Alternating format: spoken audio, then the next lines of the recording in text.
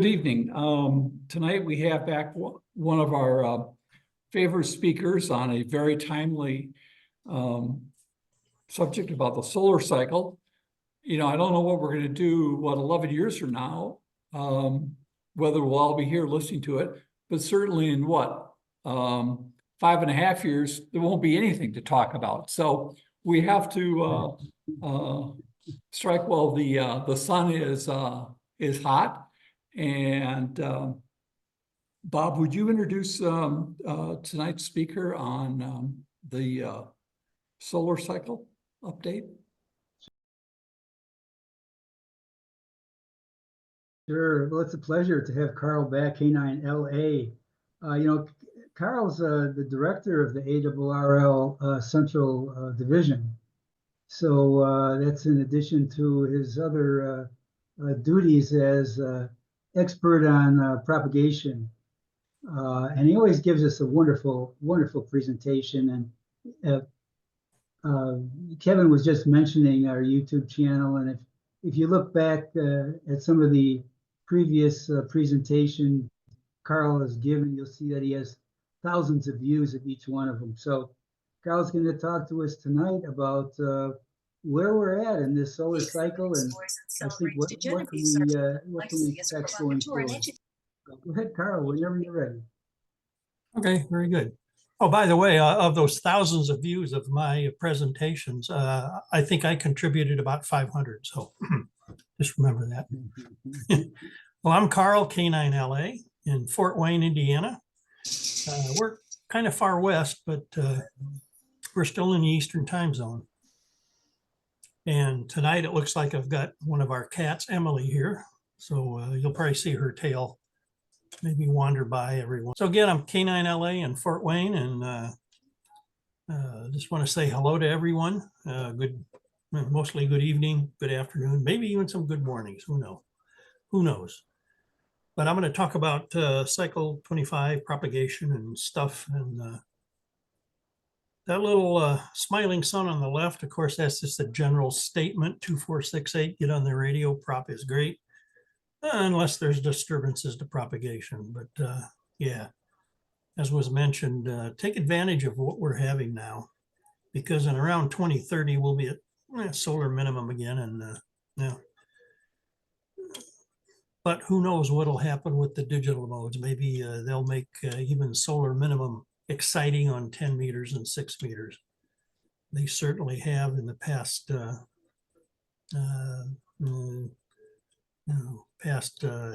several years, that's for sure. So first of all, I just want to say that Dr. Scott Macintosh, hopefully you're all familiar with him. His next presentation is next week on Wednesday at 7 o'clock Mountain Standard Time. And he always gives a great presentation. He gets into the physics quite a bit. And you can probably contact Paul, NO0T, to see if you can maybe join the groups IO there, the Front Range 6 meter groups IO. They always post a video a day or two later, so you'll be able to see it if you can't make it in real time. And I also mentioned, hopefully everyone's read Frank W3LPL's article in the October QST about cycle 25. So lots of good stuff coming out. And I missed the VK2, I forgot his suffix, but I missed that presentation because of some ARRL duties. But lots of good stuff out there. So here's what we'll talk about. My last presentation was a year ago. How about that? And we'll talk about the latest data on cycle 25. How long are we going to have 6 meter F2 propagation? The role of FT8, that'll be pretty quick. And some interesting propagation on October 28 reported by UK stations. So let's get into it. Here's what happened a year ago. Cycle 25 had just surpassed the maximum of cycle 24, and it looks like it was still ascending. So that was good news. In cycle 24, we did have some 6 meter F2 propagation around the second peak of cycle 24. So we should expect, back then we said we should expect 6 meter F2 for cycle 25 if it gets up to cycle 24 or even gets better than that. And of course, we said that best opportunities were expected during the fall and winter months, and especially on paths that stay at the low latitudes like the VKZL. So here's the latest data. And again, you've probably seen this before.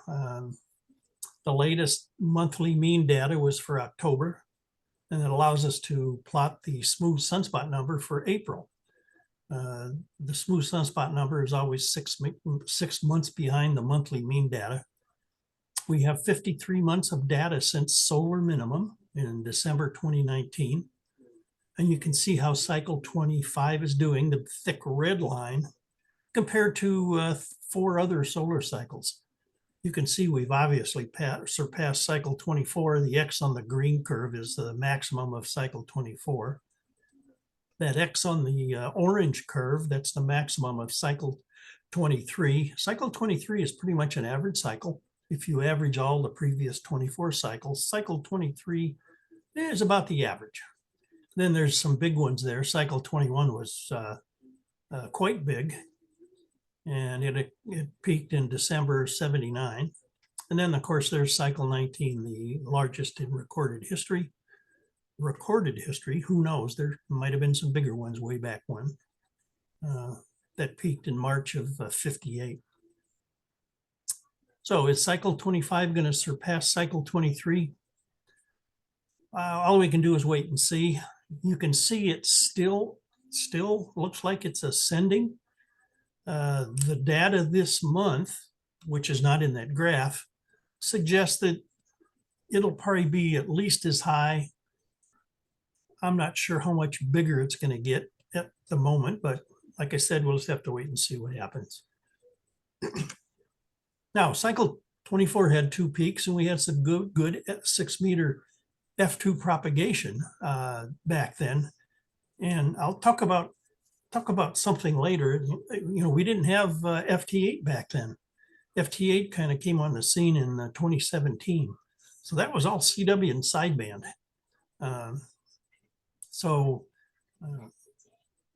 Things should be better because FT8 is a better mode than CW and sideband.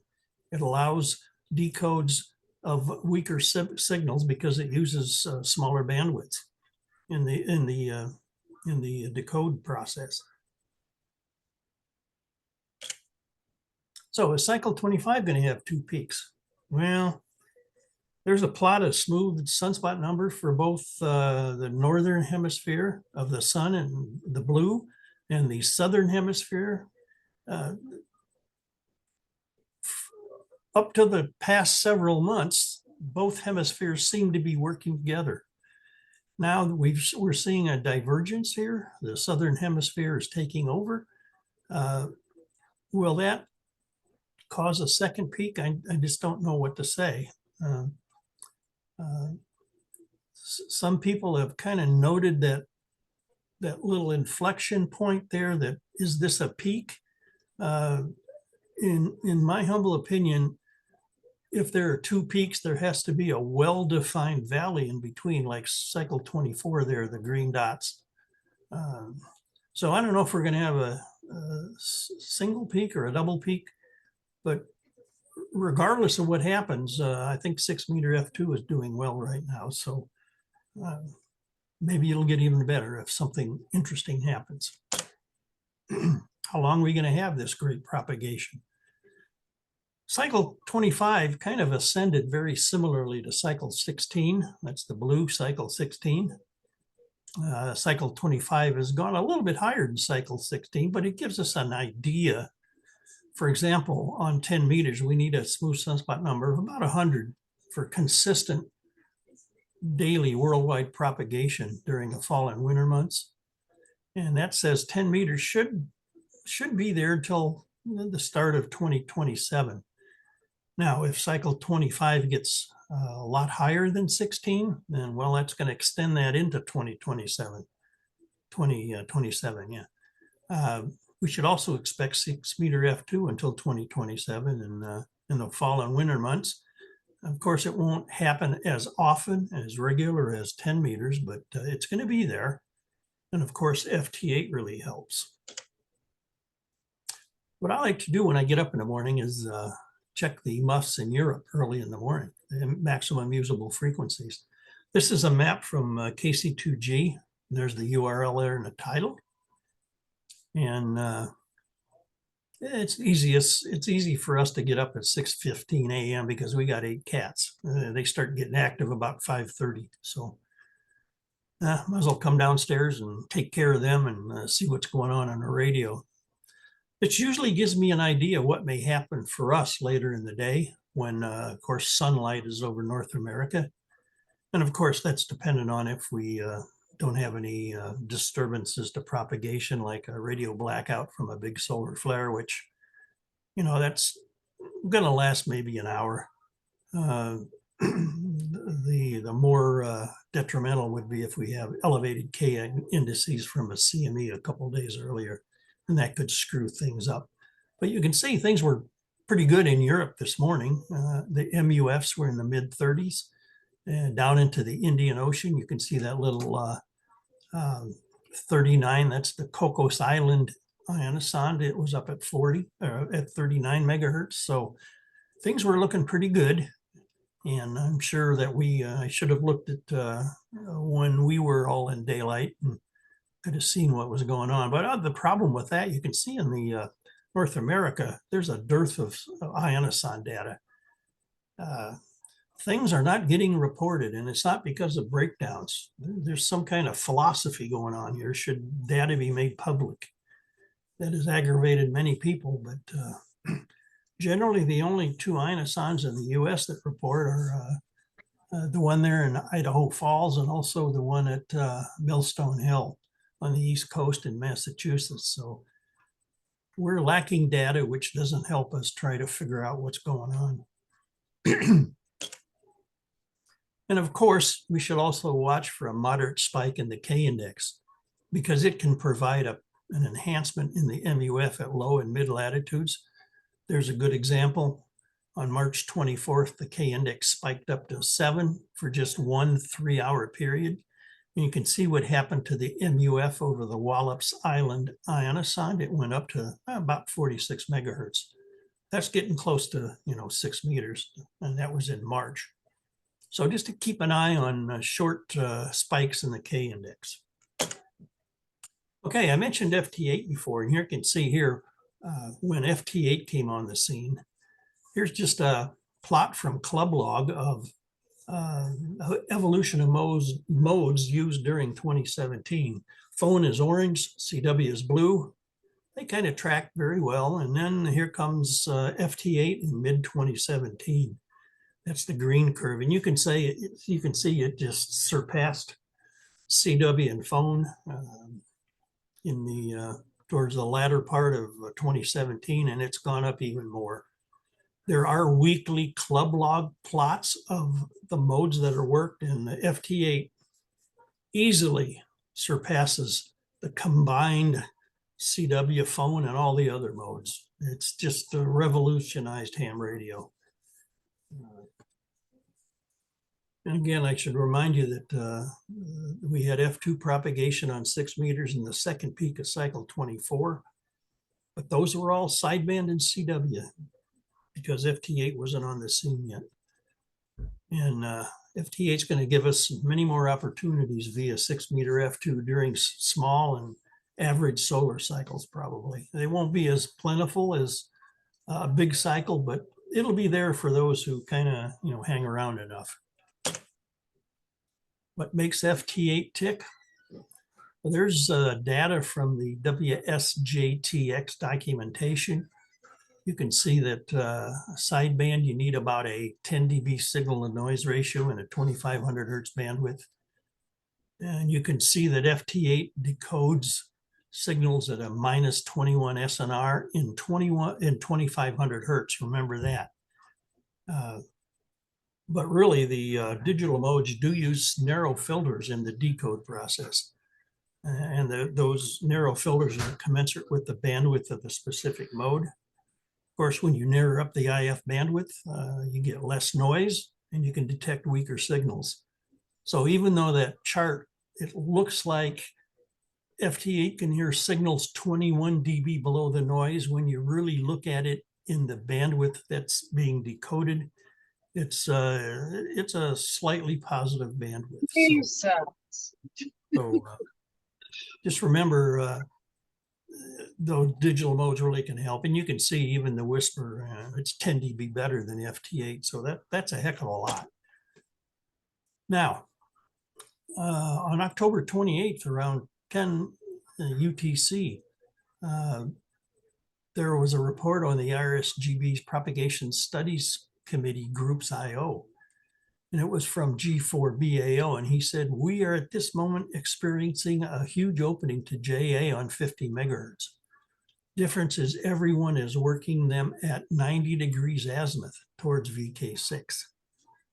Now, normally the short path from the UK to JA is about 30 degrees.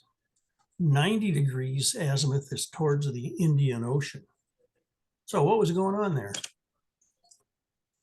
Well, here's a map from the old DOS program, DX845. I don't know how many of you remember that one.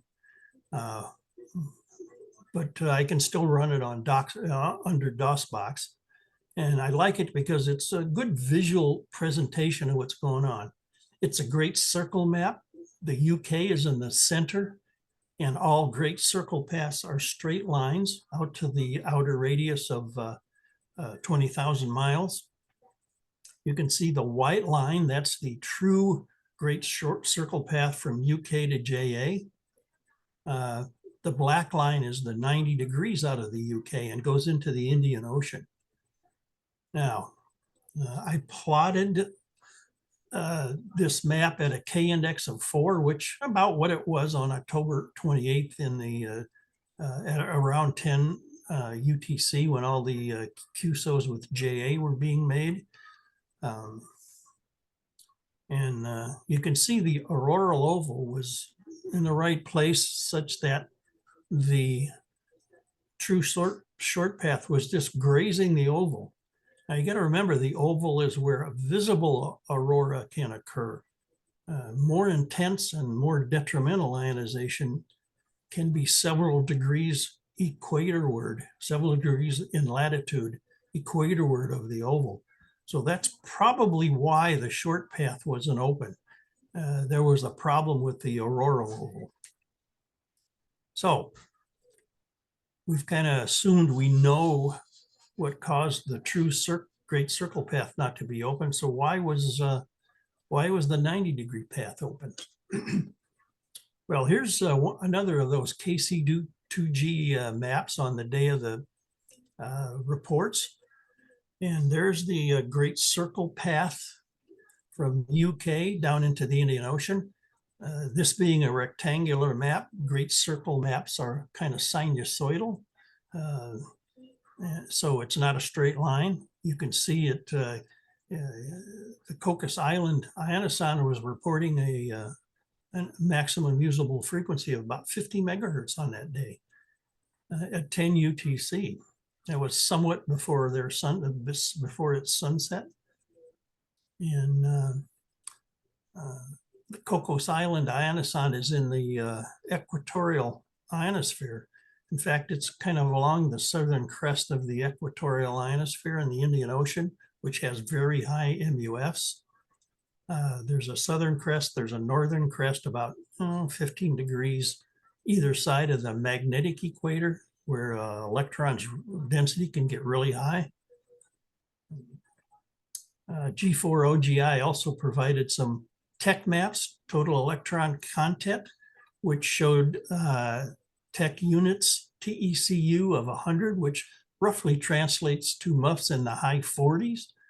So it's kind of likely that RF from the UK was refracted or reflected or scattered in the Indian Ocean off the 90-degree great circle path and onto the great circle path into JA. Again, there's not a lot of data to back this up or prove it, but all we can assume is that's kind of probably what happened. And it was interesting to see a lot of comments about that. So that's one thing you should do is keep your fingers on the rotator box. Don't assume your path is always a true great circle path. Non-great circle paths can happen at the higher frequencies. They're mostly prevalent on the low bands because the amount of refraction is inversely proportional to the square of the frequency. So as you lower the frequency, it bends more for a given electron density profile. But non-great circle paths can certainly happen on the higher frequencies. A great example is the FT5ZMD expedition to Amsterdam Island in early 2014. North America reported non-great circle paths on 10 meters. And it's pretty obvious that this can happen on 6 meters, and it has happened before. Go back into records, you can see that interesting stuff happens. And if you're in the right place at the right time, you can be pleasantly surprised. Okay, I mentioned Dr. Scott's predictions. Well, here's a summary of their predictions. Their first prediction was in June of 2020. You had to remember that. June of 2020, they predicted a very big cycle of about a smooth sunspot number about 220, which would have made it pretty equivalent to cycle 21, which was a great cycle. Too bad we didn't have a lot of 6 meter activity back then, but we would have really had a lot of fun.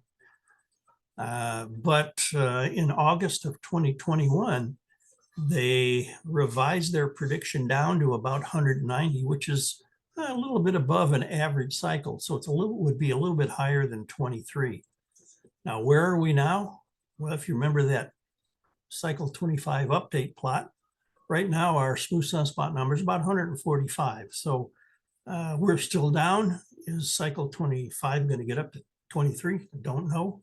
All we can do is watch and see what happens. There seem to be lots of solar activity, lots of sunspots. So there's hope that we can get up that high, which should improve 6 meter F2 propagation in the fall and winter. Now, when we were chatting earlier, there was some mention of May 10th, 11th, and 12th. And here's some plots. On the left is the X-ray flux. You can see all those spikes or solar flares. A lot of them occurred on May 10th, 11th, and 12th, and they caused radio blackouts. Radio blackouts are mostly affect the lower frequencies because absorption is inversely proportional to the square of the frequency. And we had a lot of radio blackouts. The middle plot is the proton flux.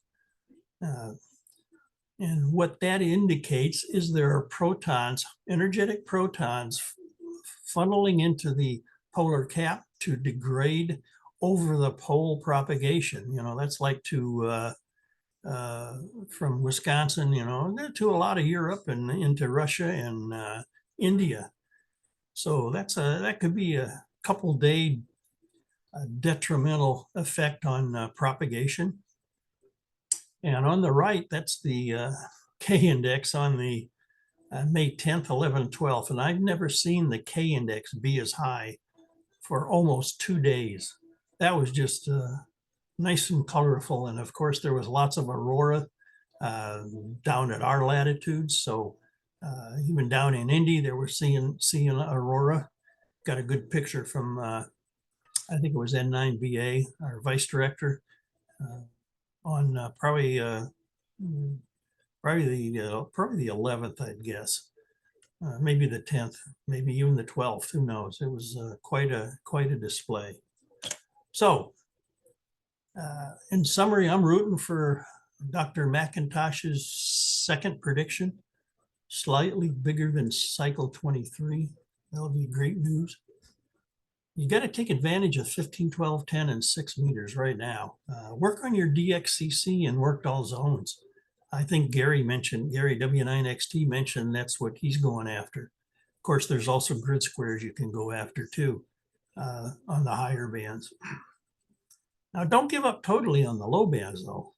A lot of people, of course, move from 160 to 10 because 10's got such strong signals, and that's much more fun listening to them to signals down on 160 in the noise or near the noise.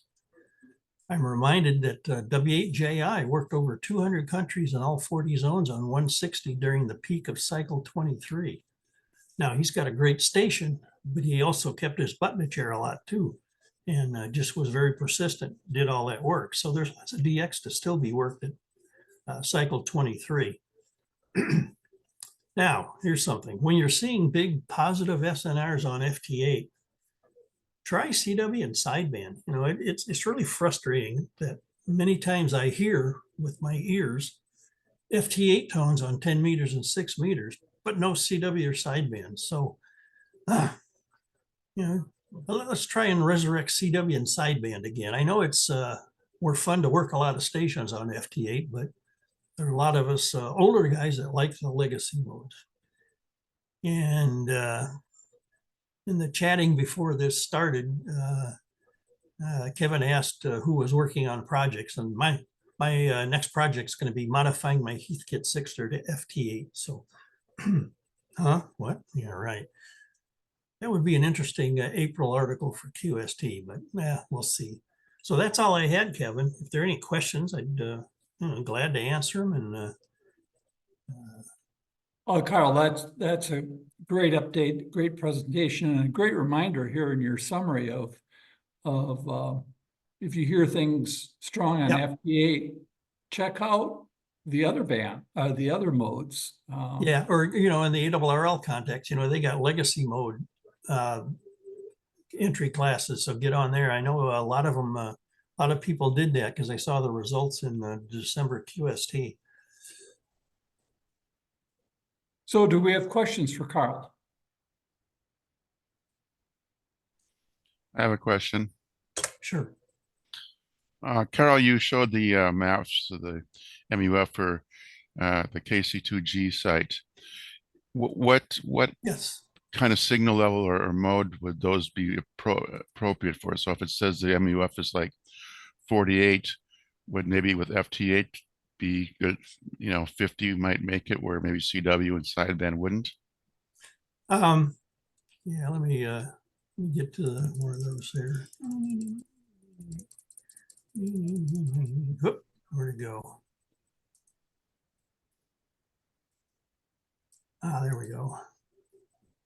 Yeah, those dots with numbers, those are ionosons, and they measure the electron density overhead, and they can then calculate what the maximum usable frequency would be for a 3,000 kilometer path, which kind of suggests low elevation angles.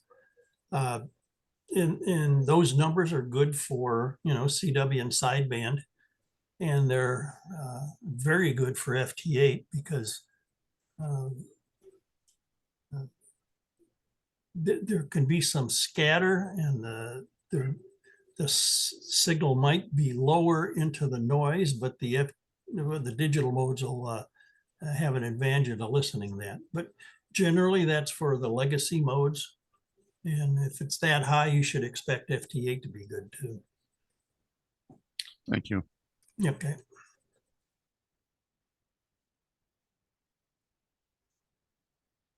Other questions, comments?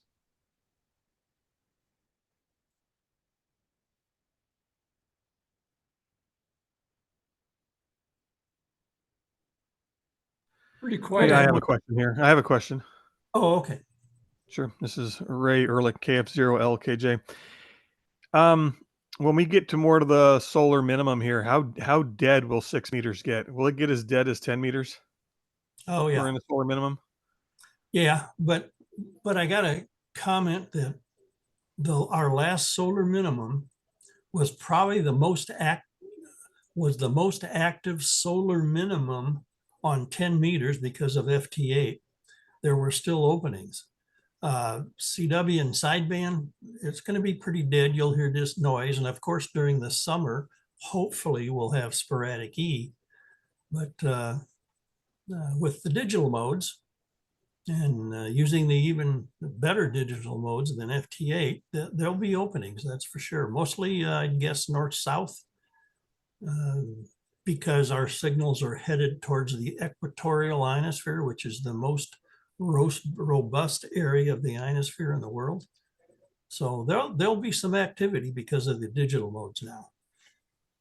But The other comment I think should be made is that there are so many different modes, yeah, 6 meters, to say that, well, propagation is going to be terrible in a few years.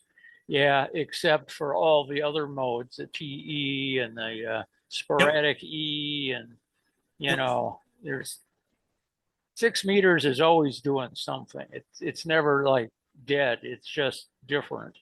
yeah, that's why they call it the magic bands, because it's sometimes magic happens if you're on. And I of will course, comment. I like your suggestion there about using, you know, the digital modes to yep, to determine if sideband or CW are available, Mhm. because I do that. I do use, I go on FT8. Does it look like I'm getting a bunch of decodes? And then that means there's a good chance maybe you know, sideband is open. I'm not much of a CWer, but Yep. then I know that sideband's open. But if you're getting pretty good positive SNR reports, the CW and sideband is worth looking at. Yes.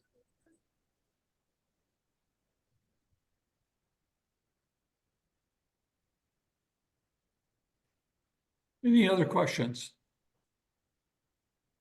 I have a comment for Carl. Hi, That, Lance. How you doing? Good. How are you? Thank you. All right. You might be interested in. I had a really good day on October 19th. That's when I had a big opening in the early afternoon to North America. Early afternoon my time. I was on GMT time, Right. but right at noon, I was working Europe, and that whole thing was kind of strange because at 37 degrees south, you know, I'm quite a Mhm. ways away from the TEP zone, but there was enough marginal MUF, I guess, for me to get into it with my particular setup. You know, being so high above the ocean with such a low angle of radiation, I had a negative horizon. It was kind of ideal. Anyway, I Yep. was working these Europeans, and all of a sudden, this China station popped in, and I worked him. And he was the only China station I worked, but it somehow bounced off the side down through the TEP pipeline and wound up over in China, which Yep. was a real surprise to me when I saw him pop up on the screen. I said, "Whoa, I got to work that guy fast." And Oh, then that was the last one. yeah, that was, you said about noon, 12 UTC? Yep, it was like 12:04. Oh, okay. Interesting. Yeah. Yeah, I've read most of your comments on the front range 6 meter groups, and very interesting stuff to read. And well, you sure have a lot of issues to overcome to get to where you're going and get on the air. That's for sure.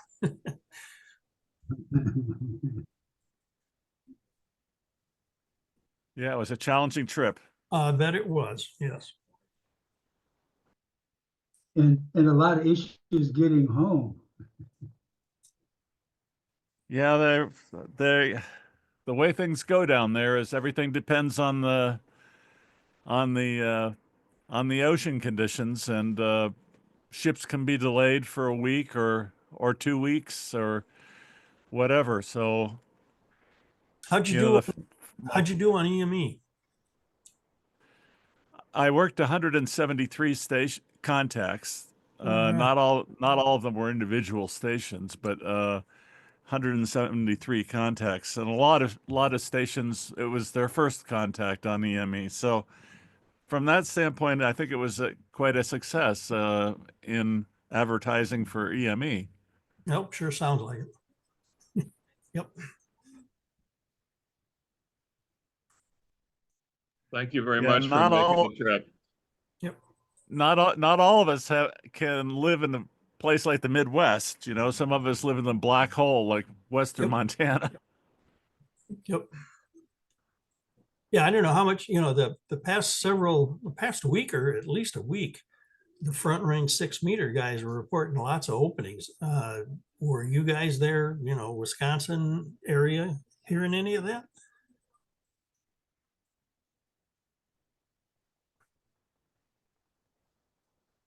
I guess not. I'm sorry, are you talking about on 6 meters? Yes. Well, yeah, we were hearing Lance very, very well. He Oh, made a okay. lot of contact. Well, good. There was a not in the last week. I've been No, at sea no. all week. Yes. Any other questions? Final call for questions for Carl. Well, Carl, I want to thank you again.